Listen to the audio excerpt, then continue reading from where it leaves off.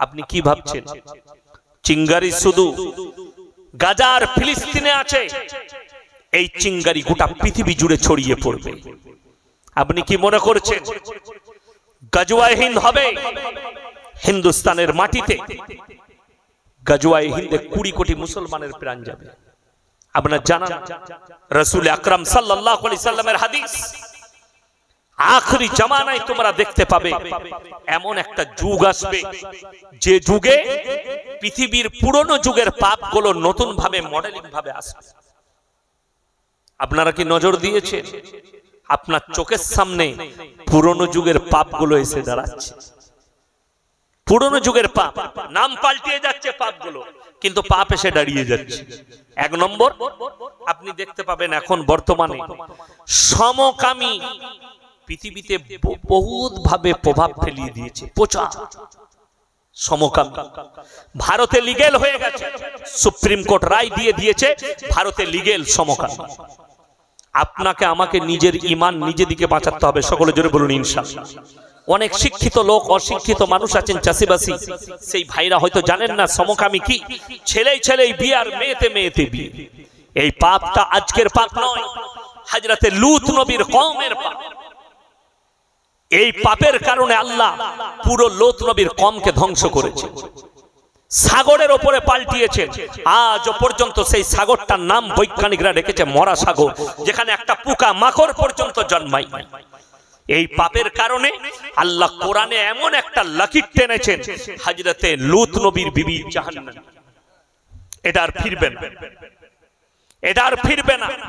স্বামী নবী পয়গম্বর, কিন্তু পেরুবার কোনো রাস্তা পাবেন না এই পাপের কারণে। আপনি ভেবে দেখুন, যদি লূত নবীর বিবি জাহান্নামে যায়, আপনার ছেলে সমকামী হয়ে কি করে পার হবে? আপনার মেয়ে সমকামী হয়ে কি করে পার পাবে? এখন এটার নাম মডেলিং। আমি চ্যালেঞ্জ ছুড়ে বলছি, যারা সমকামীর দিকে এগুচ্ছেন, ওই সমস্ত যুবক যুবতী দিকে তোমরা ভেবে দেখো, এই সমস্ত সমকামীকে যদি একটা আইল্যান্ড, একটা দেশ দিয়ে দেওয়া হয়, তোমাদের জন্মর বিস্তার তোমরা কয়েক বছর পরে মিটে যাবে, তোমাদের আর কিচ্ছু নসল থাকবে না, তোমাদের নসলটাই মিটে যাবে যদি তোমাদেরকে শুধু একটা দেশের মধ্যে ভরে দেওয়া হয়। আজকে মুসলমান সেই পাপ আসছে। রাসূল আকরাম সাল্লাল্লাহু আলাইহি সাল্লামের জামানার আগে যে পাপটা ছিল, কি পাপ? মানুষ নাংটার মতো পোশাক পরত। রাসূলের দুনিয়াতে আসার আগে, আল্লাহ রাসূলের জামানার আগে মানুষের কাছে, নারীদের কাছে পোশাক ছিল না, জিনাটা আম ছিল। আজকে জানেন ওই পাপটাই ঘুরিয়ে আসছে। কি? আমাদের মা বোনরা ছোট পোশাক পরছে আর বলছে এটা মডেলিং। মেয়েরা ছোট পোশাক পরে আর বলে মডেলিং। আমি বলেছি, বাবা, যদি কেউ মনে করে ছোট পোশাক পরাটা মডেলিং, তাহলে জেনে রেখে দিবেন আরামবাগ থানার সব থেকে বড় মডেলিং হচ্ছে আরামবাগের কুত্তাগুলো, যারা কোনো পোশাকই পরে না। কথাটা বুঝতে পারেন? কুত্তারা পোশাক পরে, জানোয়াররা পোশাক পরে না, সব থেকে বড় মডেলিং তারা। আপনি ভেবে দেখুন, যে সমস্ত শিক্ষিত গোয়াড়গুলো বলছে ইসলামে নারীদের অধিকার দেওয়া হয়নি, আল্লাহর কসম তুমি ইসলামই জানতে পারো না, ইসলামই পড়নি, রাসূলের হাদিস পড়নি। পৃথিবীর যত ধর্ম আছে সব থেকে বেশি অধিকার দেওয়া হয়েছে নারীকে ইসলামে। জোরে বলুন সুবহানাল্লাহ। সব থেকে বেশি অধিকার, সর্বপ্রথম যে অধিকারটা দেওয়া হয়েছে, ওয়াদরিব খুমুরিহিন্না আলা জুনুবিহিন, হে নারী তুমি নিজেকে ঢেকে লাও, কোনোদিন ধর্ষিতা হবে না, লাঞ্ছিত হবে না, বঞ্চিত হবে না, নিজেকে ঢেকে লাও। বড় কষ্ট লাগে। কয়েক সপ্তাহ আগে দেখলাম আমাদের কলকাতার টালিগঞ্জের ল কলেজে একজন প্রফেসর মুসলিমদের মেয়ে হিজাব পরে গিয়েছিল স্কুলে, তাকে বহিষ্কার করা হয়েছিল, চাপে পড়ে তাকে আবার ফেরত নিয়েছে। এটাই তো দুঃখের। আমরা এমন এক দেশে বাস করছি, আল্লাহ জানে ভবিষ্যৎ দেশের কি, এটা আল্লাহ বেহতার জানে। যে দেশে হিজাব পরে আর বোরকা পরে স্কুলে গেলে কোর্টেতে কেস লড়তে হয়, অথচ এই দেশের এয়ারপোর্টে, রেল স্টেশনে নারীরা ন্যাংটো ঘুরে বেড়ালে কোনো অপরাধ নয়। কেউ যদি মাথা ঢাকে অপরাধ, কেউ যদি নিচেটা খুলে দেয় কোনো অপরাধ নাই। আমরা এমন এক দেশে বাস করছি, আশ্চর্য লাগে। তারা বলে আমরা নারীকে ইজ্জত করি, তারা বলে আমরা নারী মর্যাদা দিই। শুনে রেখে দেন, তারা মুখেতে বলে নারী মর্যাদা, দিলেতে বলে নারীকে জিনা করি। তারা জিনাখোর। কষ্টটা ওই জায়গায় যে মুসলমান কবে বুঝবে যে ইসলামে নারীকে সব থেকে বেশি অধিকার দেওয়া হয়েছে। কোরআনে বলা হয়েছে তোমার স্ত্রী হচ্ছে তোমার খেতিবাড়ির মতো। আজকে আপনি রাখতে পারেননি, সেটা আপনার ব্যক্তিগত ব্যাপার। আপনি মানতে পারেননি, আপনার ব্যক্তিগত ব্যাপার। আপনার উচিত ছিল আপনার স্ত্রীর প্রয়োজনের জিনিসগুলো স্ত্রীর কাছে পৌঁছে দেওয়া, অথচ আপনি কি করেছেন? স্ত্রীকে বাজারে ঠেলে দিয়েছেন। এটাই তো দুঃখের। উদাহরণ দেব, আপনার চোখ দিয়ে পানি পড়বে। আপনি ফজরের নামাজ পড়ে বলছেন আমার থেকে বড় মুমিন কেউ নাই। আপনি ফজরের নামাজ পড়ে বলছেন আমি একজন ইমানদার ব্যক্তি, আমি মেনে নিলাম আলহামদুলিল্লাহ আপনি একজন ইমানদার। এক মিনিটের জন্য মেনে নিলাম আপনি ইমানদার মুমিন। ফজরের নামাজ পড়ে আপনি আরামবাগে যাবেন নিজের বউকে নিয়ে, বর্তমান যাবেন বউকে নিয়ে, আপনি বাইকে যাবেন, আপনার ফুল হাত শার্ট ফুল প্যান্ট, অথচ পেছনে বউ বসে আছে, বইয়ের পেটু বেরিয়ে আছে, পিটু বেরিয়ে আছে। আপনি নিজেকে মুমিন বলে দাবি করছেন, মুসলিম বলে দাবি করছেন। বিসমিল্লাহ। এটাই হচ্ছে দুঃখের, যে আপনি নিজেই জানেন না যে আপনি কি পাপে লিপ্ত আছেন, অথচ আপনি মুমিন বলছেন। নারীদের জন্য পর্দা কি? কথা বলে না, ফরজ। পর্দা মানে কি? বোরকা। ভুল। যারা মনে করছেন বোরকাটা পর্দা, ভুল। ওটা ইসলামী শরীয়তের একটা শালীন পোশাক। কখন ওইটা ফরজ হবে? ওই পর্দাটা কখন ফরজ? বাধ্যতামূলক, যখন হাদিস মোতাবিক যে শর্তগুলো আছে সেই বিপদগুলো এলে যখন তাকে বাইরে বেরোবে তখন ওই বোরকার দ্বারা ঢেকে যাবে। এবং এমন বোরকা পরিধান করতে হবে বাইরে থেকে যেন বোঝা না যায় এই বোরকার ভেতরে যে নারী আছে তার শরীরের অঙ্গ প্রত্যঙ্গর চেহারাটা কেমন, গঠনটা কেমন, ওই রকম বোরকা হতে হবে। এখন তো স্কিন টাচ বোরকা বেরিয়েছে, ডিজাইন वाला বোরকা বেরিয়েছে, যাতে দেখে আমার বউকে সুন্দর লাগে, বিয়ে ঘরে নিয়ে যাব, শরীর যেন স্কিন টাচ বোরকা হয়। এই ফ্যাশন বেরিয়েছে। আল্লাহ রাসূলের হাদিস, তিনটে কারণ ছাড়া মেয়েরা বাড়ির বাইরে যেতে পাবে না। কটা বললাম? তিনটে। নাম্বার 1, যদি নিকটতম আত্মীয় মারা যায়। কে মারা যায়? একদম নিকটতম আত্মীয় যদি কেউ মারা যায় যেতে পাবে পর্দার সহিত। পর্দার সহিত ওই পর্দাটা করতে হবে যেটা থেকে বাইরে থেকে বোঝা যাবে না ভেতরে যে মহিলা যাচ্ছে তার চেহারা কেমন, শরীরের গঠন কেমন। ওই ধরনের বোরকা পরতে হবে, ওই ধরনের কাপড় দিয়ে ঢাকতে হবে। দ্বিতীয় নম্বর, আমাদের মায়েদের একটা রোগ আছে। কি রোগ? যেই মরুক উঠিক কুটুম বার করবি।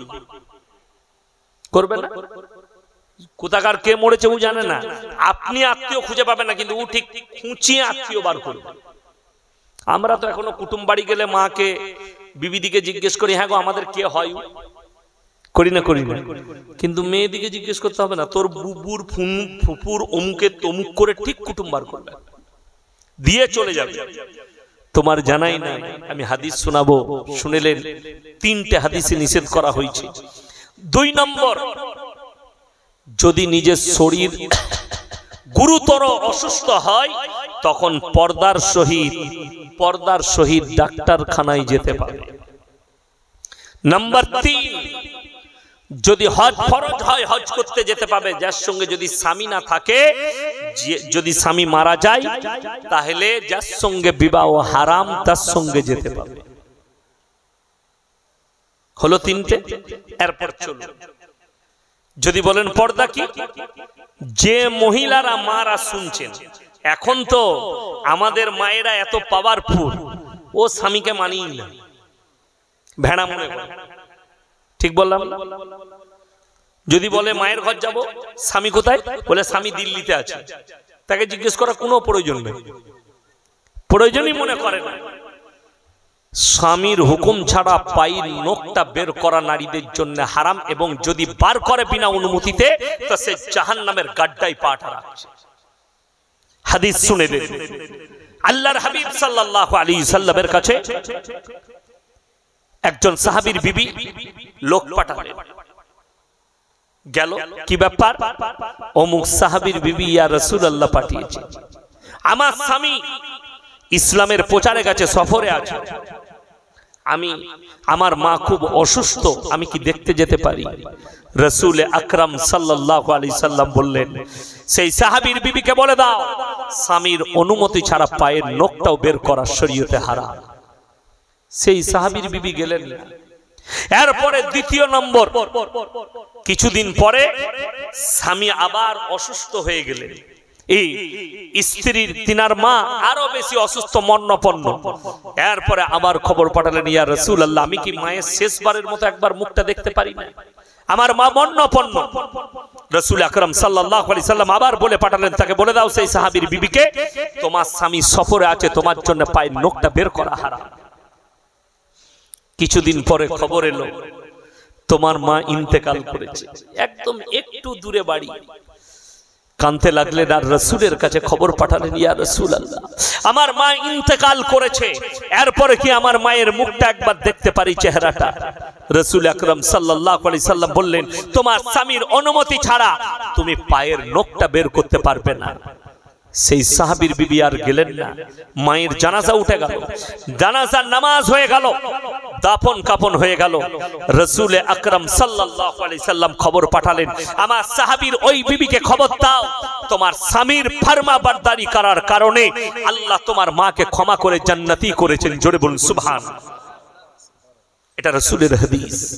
এরপরে মায়েরা চিন্তা করুন, স্বামীর অনুমতি ছাড়া তুমি যদি বিনা অনুমতিতে, লুকিয়ে হোক, না বলে হোক, স্বামীর অনুমতি ছাড়া তুমি যদি লোকের মরা বাড়িতে যাও, বিয়ে বাড়িতে যাও, স্বামীকে অবাধ্য করে, অমান্য করে তুমি যদি অন্য জায়গায় চলে যাও, বিনা অনুমতিতে তোমার জন্য জাহান্নাম অবধারিত হয়ে থাকবে। কিয়ামতের দিনে তুমি আটকিয়ে যাবে। তুমি যদি তাহাজ্জুদ গুজার হও, তারপরও আল্লাহ আটকিয়ে দিবে, স্বামীর অনুমতি ছাড়া তুমি বের হতে পাবে না। স্বামীর জন্য অর্ডার হচ্ছে, স্ত্রীর কি প্রয়োজন, ফজরের নামাজ পড়ে কি কি বাজার লাগবে বলো। আমরা দেখেছি গ্রামগঞ্জে, রাগ করবেন না, স্বামী চলে গেল কাজে, স্ত্রীরা ডালি নিয়ে বেরিয়ে গেল পাড়ার দোকানে মাল কিনবে। ঠিক বললাম না ভুল বললাম? তোমার বউ বেরিয়ে চলে এলো বাজারে, বাজার করবে, থলি নিয়ে বউকে পাঠিয়ে দিলে জামা কাপড় কিনতে, 1 মিনিট। এই ইমাম সাহেব আর আমি ধরেলেন অন্তরঙ্গ বন্ধু, এমনি বন্ধু মানুষ, অন্তরঙ্গ বন্ধু। আচ্ছা, অন্তরঙ্গ বন্ধু হলে ইয়ার কি হয় না, হয় না? মজাক, মজাক হয় না? মজাক হয়। ইনাকে আমি মজাক করে বলছি, ভাই আপনার বইয়ের ব্লাউজের সাইজ কত? বন্ধুত্ব থাকবে না, শেষ হবে বাবা, শেষ হবে। আপনার বন্ধু খালি আপনাকে বলেছে তোর বইয়ের ব্লাউজের সাইজ কত, আপনি বন্ধুত্ব শেষ করে দিলেন, সম্পর্ক শেষ করলেন, রেগে গেলেন। এত বড় কথা আমাকে, বাঁশটা কোথায় আছে জানেন? আমি এমনি বাঁশ দিই না, আপনি সহ্য করতে পারবেন না। অথচ আপনার বন্ধু বলার পরে আপনার ব্রেনে আঘাত লাগলো, বন্ধুত্ব শেষ করলেন। অথচ আপনার বিবি বাজারে গিয়ে একটা পর পুরুষ বসে আছে দোকানে, তাকে গিয়ে বলছে, দাদা আমার একটা 40 সাইজের ব্লাউজ দাও, তখন তোকে লজ্জা লাগে না। কথাটা বুঝাতে পারলাম? কথা বুঝাতে পারলাম না? রিপিট করব, যদি মনে হয় বুঝতে পারিনি চ্যানেলগুলোর নাম জিজ্ঞেস করবেন, কালকে না হলে পরশু আবার শুনে নেবেন, আবার রিপিট শুনে নেবেন। আমাকে গালি দেওয়ার আগে ভাববেন যে ইয়াসিন ভাই কি ভুলে গেল, একটু ডিপলি ভাববেন। বাড়িতে শুয়ে শুয়ে চোখ দিয়ে পানি পড়বে আপনার, যে আমার বন্ধু খালি আমাকে মুখে ইয়ারকি মেরে বলেছে তোর বইয়ের ব্লাউজের সাইজ কত, তা আমি তার সঙ্গে বন্ধুত্ব ছিন্ন করেছি। আর আমার বউ একটা পর পুরুষ দোকানে বসে আছে, তাকে গিয়ে বলছে, দাদা আমার একটা 36 সাইজের ব্লাউজ দাও, তখন তোকে লজ্জাও লাগে। কি জবাব দেবেন আল্লাহর কাছে? বড় কষ্টটা ওই জায়গায়। আপনি আপনার বিবিকে রুখতে পারেননি। যে বিবাহ বাড়িতে ছেলে মেয়ে একসাথে বসে খানা খায়, হারাম। একটা পর নারী আর পর পুরুষ এক টেবিলে বসে খানা খাচ্ছে বিয়ে বাড়িতে, শরীয়ত সম্মত হারাম এটা। আপনার স্ত্রীকে দেখে আমার মনে যদি জিনা জাগে, তো সে আপনার স্ত্রীও পাপী, আপনিও পাপী, আর যে দেখেছে তারও পাপী। আমাদের দেশের লোক মনে করে আমরা হুজুরদের থেকেও বেশি চালাক। এরা কি চালাকি করবে? যেমন এরা জানে মৌলবীরা যখন এত চাপ দিয়ে বলছে পণ নেওয়া হারাম, পণ লুবো না, আমারে টুপি পরে মসজিদে এসে জোহরের নামাজ পড়ে খানা খেয়ে বিয়ের দিন ঠিক করছে। বিয়াই বলছে হ্যাঁ গো কি কি লেনদেন আছে, আমি 1 পয়সা লুবো না আমার বেটার বিয়েতে, আমি ইরাদাই করেছি, হুজুরদের বায়ান শুনেছি, পণ নেওয়া যাবে না। কিন্তু আমার একটা রোগ আছে, কি আমার না অনেক আত্মীয় স্বজন, 300টা বরযাত্রী নিতে হবে, মানে তোর বিচ এরকম করে মারবো না, ঘুরিয়ে মারবো। কথাটা বুঝতে পেরেছেন না পারেন? এর নাম হচ্ছে চালবাজ। যদি কোনো পৃথিবীর মৌলবী বরযাত্রী দেখিয়ে দিতে পারে যে বরযাত্রী বিয়ে করতে যাওয়া, আমি মৌলবী শওকতের বেটা জীবনে আর বক্তব্য দেব না। কোরআন হাদিস থেকে যে 200, 150, 300 জন বরযাত্রী নিয়ে বিবাহ করতে যাবে, আমি মৌলবী শওকতের বেটা জীবনে বক্তব্য দেব না। আপনার এটাই জানা নাই প্যান্ডেলে যে বিয়ে হচ্ছে এটাও শরীয়ত সম্মত নয়। উলামারা বসে আছে, জিজ্ঞেস করবেন এলাকায় যত বড় মাদ্রাসা আছে, চ্যালেঞ্জ ছুড়ে বলে গেলাম রাসূল আকরাম সাল্লাল্লাহু আলাইহি সাল্লামের জামানায়, সাহাবীদের জামানায় মসজিদের ভেতরে নিকাহ হয়েছে, মসজিদের ভেতরে বিচার হয়েছে, যার কারণে বিচারও ছিল ন্যায়, যার কারণে বিবাহটাও ছিল সুন্নত তরিকা। আপনি বিয়ে করতে গেলে 7 থেকে 10 জন নিয়ে যেতে পারবেন, তার বেশি নয়, একজন বেশি নয়, 7 জন কিংবা 10 জন আপনি নিয়ে যাবেন, এটা সুন্নত তরিকা। ওলিমার খানা খাওয়া সুন্নত, আর ওলিমা করা রাসূলের সুন্নত। জোরে বলুন না সুবহানাল্লাহ। ওলিমা করা সুন্নত, আপনি ওলিমা করুন। যদি বলেন আল্লাহ আমাকে ওয়াকাত দিয়েছে আমি 10 জনকে খাওয়াতে পারবো, 10 জনকে খাওয়ান। কে বলেছে আপনাকে 10,000 লোক খাওয়াতে? আপনার যদি মনে হয় খালি পাড়ার লোকগুলোকে খাওয়াবো, আলহামদুলিল্লাহ, আপনি যটা পারবেন খাওয়ান। ওলিমা ছেলের ঘরে হবে সুন্নত। এখন ওলিমার নতুন নিয়ম বেরিয়েছে, প্যান্ডেল তো করছে, প্যান্ডেলের সাথে একটা স্টেজ করছে, দিয়ে ওলিমার দিনে জামাইকে আর বউকে স্টেজে চেয়ারে বস করাচ্ছে, দিয়ে লোককে দেখাচ্ছে আমার এটা সরকারি বউ, সবাই দেয়। আর গাদা বন্ধু বান্ধব আসছে, 4টা বন্ধু একসঙ্গে প্যান্ডেলে খেতে ঢুকেছে, আর স্টেজে আপনার বউকে নিয়ে বসে আছে, তারা ঢুকিয়ে একদম মালটা যেমন পেয়েছে, কত ভালো লাগছে। তোমার বউকে এই ভাষাটা ইউজ করবে, আরে মুসলমান তোমার বিবি পর্দা, তোমার জন্য খেতে বাড়ি, তোমার বিবিকে অন্য কেউ দেখবে, বিয়ের পরে বিবির ফটো ফেসবুকে দিচ্ছে, এর থেকে লীলজ্জা আর কি হতে পারে, এর থেকে দুর্নীতি আর কি হতে পারে মুসলমানের কাছে? অথচ নিজেকে মুসলমান বলছে। যারা নিজের স্ত্রী, নিজের মেয়েদের ছবি ফেসবুকে ইউটিউবে ছাড়ে, তারা নিজেদের বিবিদের নামগুলো জাহান্নামে রেজিস্ট্রি করছে। লিখে নিয়ে যান, আমি মৌলবী শওকত সাহেবের ছেলে বলে গেলাম, মৌলবী আসি, কিয়ামতের দিনে মুলাকাত হবে। আমরা মৌলবী সাহেব, আমাদের শখ আছে না? না, আমার কাছেও একটা দামি মোবাইল আছে, ফেসবুকটা খুলেন, নিজের এমডি ইয়াসিন আহমদ পাবেন, আমার নামে আইডি আছে, আমার ছবি দিয়ে আছে, সেইখানে খালি কারীদের কিরাত পাবেন। যদি একটা ছবি, আমার 7 বছরের মেয়ে আছে, 13 বড় মেয়ের বয়স 13 বছর, যদি একটা ছবি বার করতে পারেন আমার মেয়েদের, আল্লাহর কসম আমি জীবনে আর বক্তব্য দেব না, কসম খেয়ে বলে যাচ্ছি, জীবনে বক্তব্য দেব না। একটা যদি বার করতে পারে, আমার হোয়াটসঅ্যাপ আছে, আমার মোবাইল খুলে দিচ্ছি, কে ঘাঁটবেন ঘেটে যান, আমার একটা ছবি বার করে দেন আমার মেয়েদের। ছবি তুলিই না কেন? এখন আমার দায়িত্বে আমার মেয়েরা, বিবাহের আগে পর্যন্ত আমার দায়িত্বে আছে, তাদেরকে পর্দায় রাখার দায়িত্ব আমার ইয়াসিনের। যখন বিবাহ হয়ে স্বামীর ঘরে চলে যাবে, তখন স্বামীর হাতে দায়িত্ব চলে গেল। তারপরে সে যদি পর্দাই না রাখতে পারে, আমি ইয়াসিন আর দায়ী লয়, এটা লিখে নিয়ে যান। আপনার ঘরে আপনার মেয়ে আছে, বিবাহের আগে পর্যন্ত আপনার দায়িত্ব। আজকে কতগুলো দুর্নীতি ঢুকেছে জানেন? নিকাহ পড়ানো, ইজাব কবুল করা ছাড়া আজকে নতুন ফ্যাশন এসছে বেঈমান কাফেরদের কাছ থেকে, আর আপনি মনে করছেন এগুলোই শরীয়ত। বিয়ে হচ্ছে, বিয়ের দিন ঠিক হচ্ছে, বলে আশীর্বাদী। হারাম যারা আশীর্বাদী শব্দ ব্যবহার করছেন, ইসলামী শরীয়তে হারাম। আশীর্বাদী শব্দ ইসলামী শরীয়তে হারাম। কে বললে ইসলামে আশীর্বাদী আছে? ছি ছি, এটা অ-ইসলামিক কালচার। ওই জন্য তো আপনার বিয়েতে বরকত নাই, ওই জন্য আপনার সন্তান নেক হচ্ছে না। আপনি বেঈমান কাফেরের আখলাক গুলো নিজের আখলাক করছেন।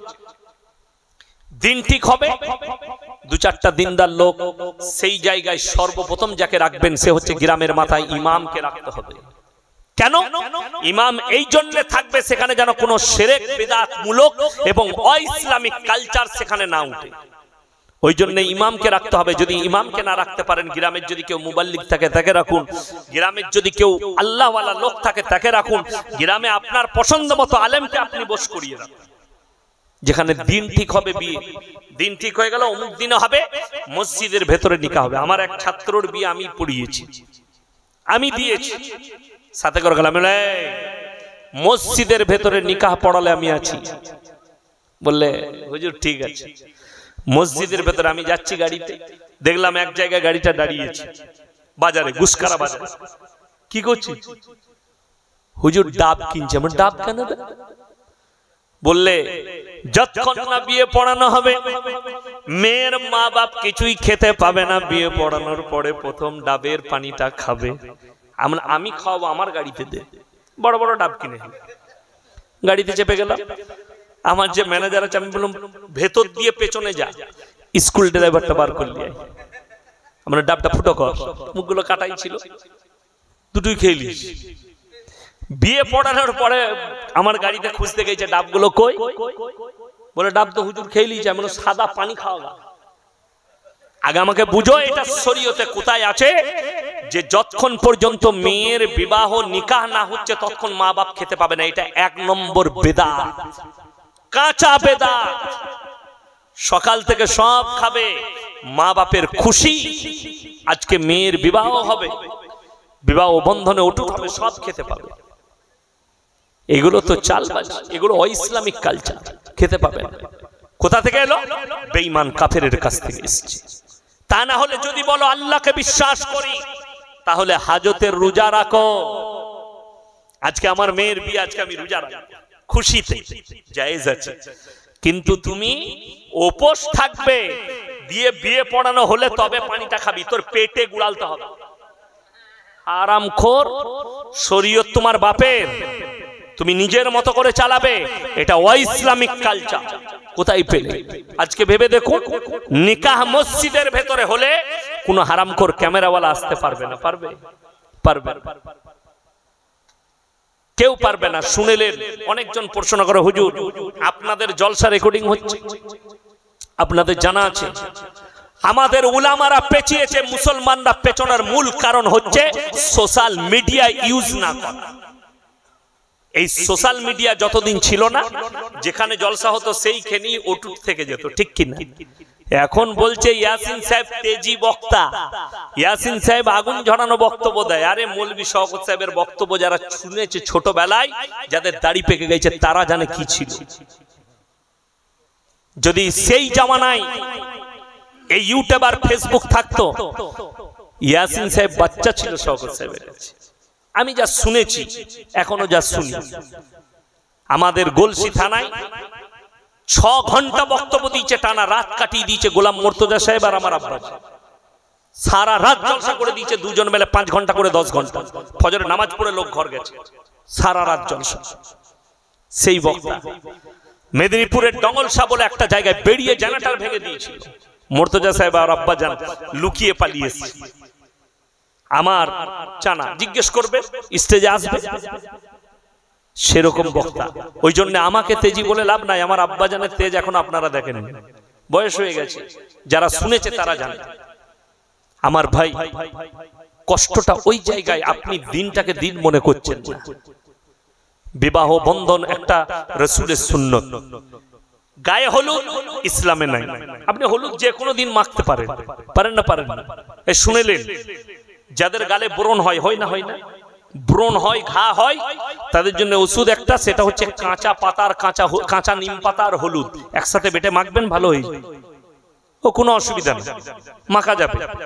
আমার কোথাও পোড়া পোড়া হলে আমি মাঝে মাঝে মাখি, অসুবিধা কিচ্ছু নাই। আমাদের দেশে গায়ে হলুদ। এখন আবার বিয়ে হলে মেয়েরা আবার খৈরনলো করছে, খৈরনলো। আমার শালা খৈরনলো কি বে?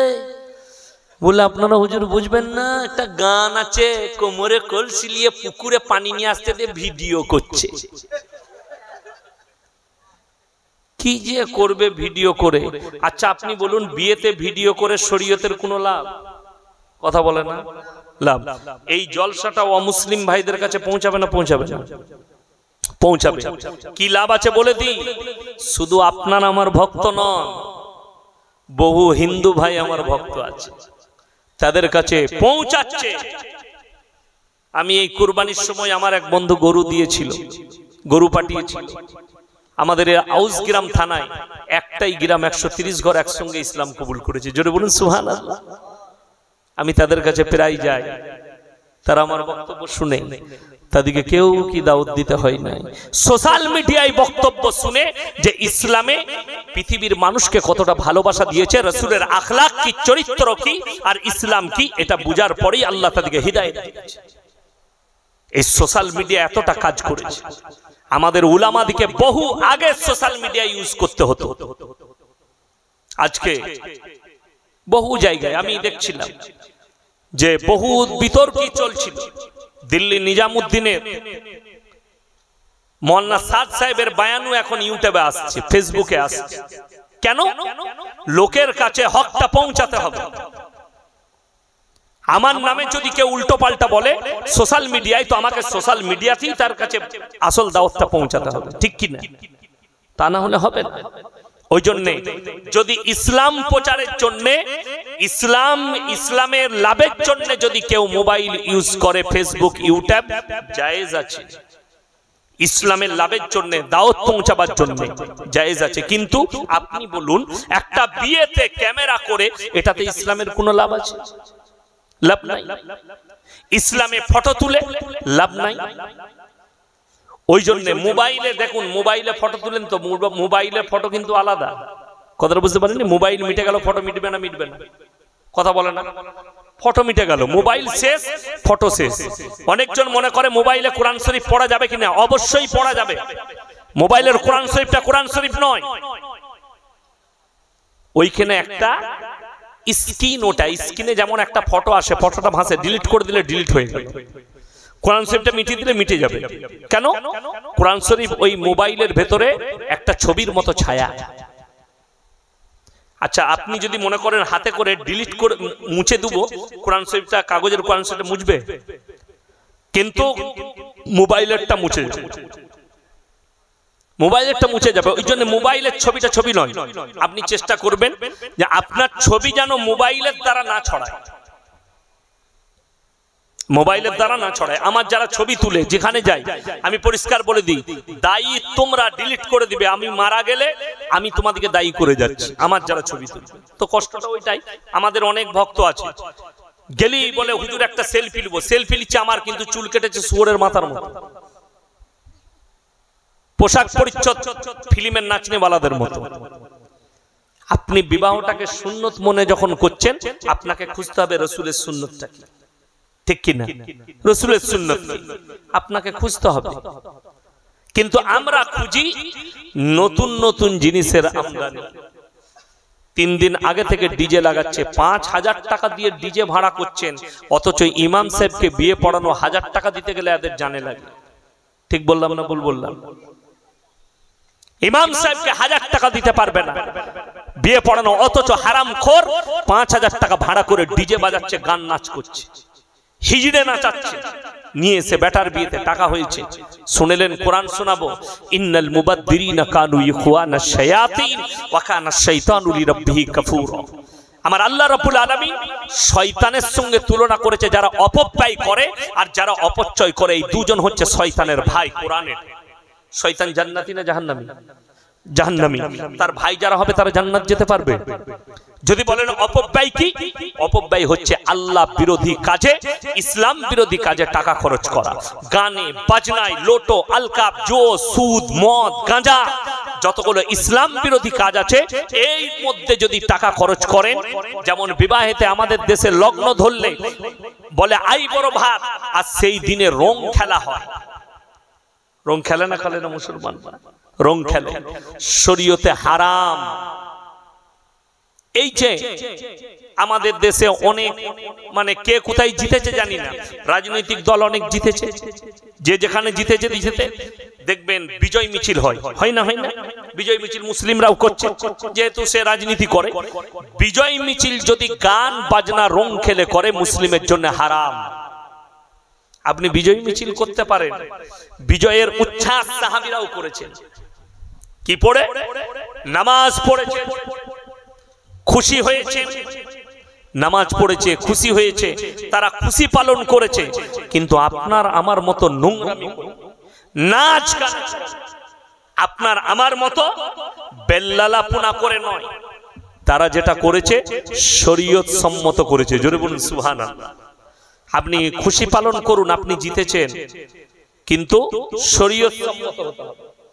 ওই জন্য সবাই আমার জন্য দোয়া করবেন, আমি আপনাদের জন্য দোয়া করব।